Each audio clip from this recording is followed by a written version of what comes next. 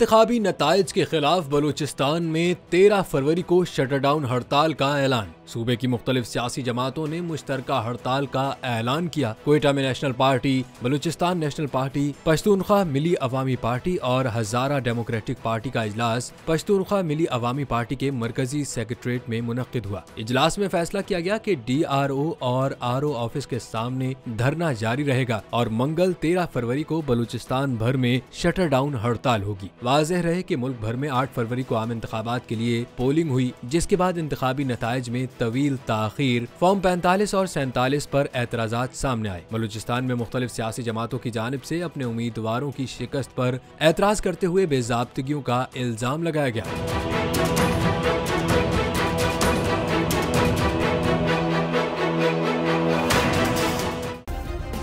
Subscribe करें और bell दबाएं ताकि कोई खबर रह न जाए।